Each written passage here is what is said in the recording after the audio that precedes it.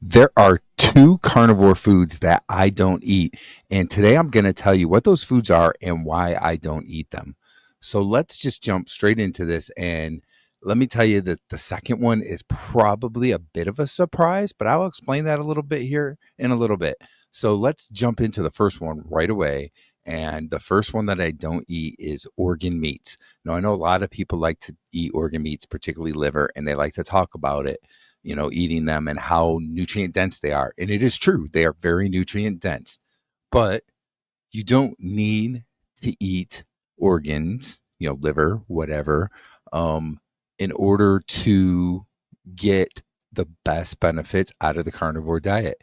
In fact, if you eat too many organs, particularly liver, which is what a lot of people talk about, it can be detrimental. It can actually be harmful if you have too much liver. You get too much of the vitamin A toxicity, and so forth.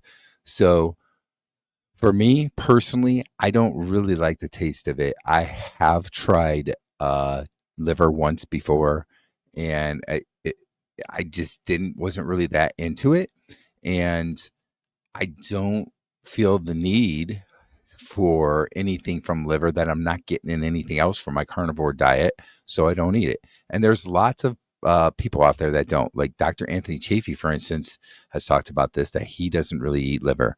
So, um, it's not something that you need to have on the carnivore diet.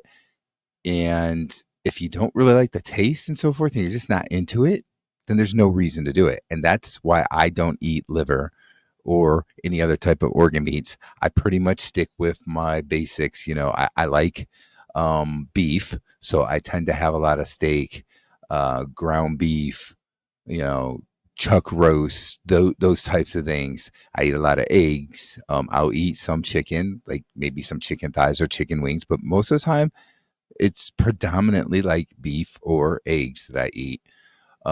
So I get plenty of what I need from that. I will eat some seafood and so forth, and I get plenty of the nutrients that I need. So I don't bother myself with eating any liver or any other type of organ meats. All right. So before I go into the second food that, I don't eat on the carnivore diet, the second carnivore type of food, I should say, um, I want to let you know that I have put together a small recipe book. It's got, I don't remember exactly. I think there's like around 10, 12 recipes somewhere in there. They're all very carnivore friendly or low carb. Some of them might have a little bit of carb to it, but it's very, very low carb, low plant type of material in it. And then quite a few of the recipes are completely 100% carnivore.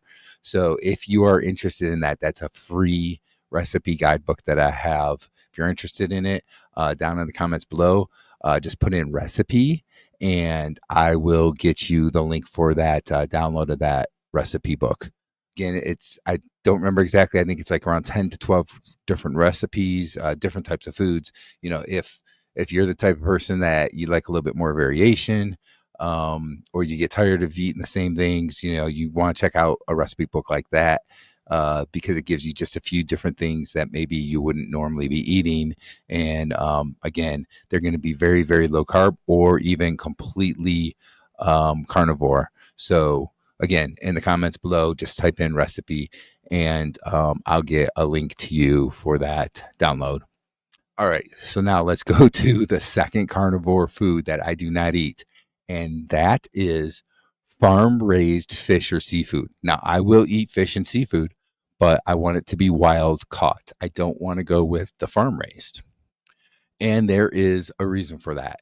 Um, Farm raised can have lots of different issues with how they're raised, obviously. Um, they don't quite have the same type of omega-3 fatty acid content as wild caught is. So like your wild caught salmon, shrimp, um, whatever it is, those are your best bets in terms of fish and seafood. So I stay away from the farm raised. The farm raised, I'm just going to go through a little list of some things that I've got here. One of the things is that the high density of fish in farms can create breeding grounds for diseases and parasites, which can spread to the wild fish populations as well. Nutritional differences. Here's an interesting one. Farm raised fish may have lower levels of omega 3 fatty acids, like I said, and different fat profiles compared to wild caught fish due to the differences in the diet and the farming practices that they use. Antibiotics and the farming, the farm raised fish and seafood, they tend to use antibiotics to prevent these and treat these diseases. Boy, I really can't talk today. So now you're dealing with, fish and seafood that has had antibiotics injected into them. There could be chemical contaminations. Um, Water pollution. Open net pen fish farms can release fish waste, uneaten food, and chemicals into the surrounding environment, potentially harming marine life and the quality of the water. So these are all different things that are, to me, pretty big things and reasons why I personally will not eat farm raised fish or seafood, and I go for the wild caught fish and seafood. Um, Again, this is probably more of a personal preference. Is there a huge difference in terms of the nutrients? Probably not a huge difference. A little bit. Again, the omega 3 fatty acids is a big thing because that has to do with the interaction between your omega 3 and your omega 6 and potentially the increase in triglycerides. But overall, outside of that, there's probably not a big difference in terms of nutrients. But again, you got like the antibiotics that was talked about, that are being injected into the farm raised fish and seafood. You've got your the can't think of the word I want to say, but the diseases and the parasites that tend to be there more so than your, freshwater, wild caught fish and seafood. So these are all things that I take into consideration. And in my personal experience, my opinion with it, it's better to go with the wild caught. So I will go with the wild caught. Whenever possible, with like shrimp, for instance, I try and get something that is wild caught and raw, and I cook it up myself. um, in terms of fish, I will go out fishing sometimes and try to catch catfish, and I cook the catfish. So I have done that. If it's large enough catfish, I'll keep it and I will cook it. And that's an excellent source, of fish food for me. Um, Salmon, I don't live anywhere near where I can catch salmon, but if I'm gonna buy salmon, I'm gonna make sure that it's wild caught. And salmon, it's very good for you. So it works really well on a carnivore diet. It is a little bit lean, so you want to make sure you have something more fatty along with the salmon at that particular meal. But that's what I do. Those are the two carnivore foods that I really stay away from, that I don't eat.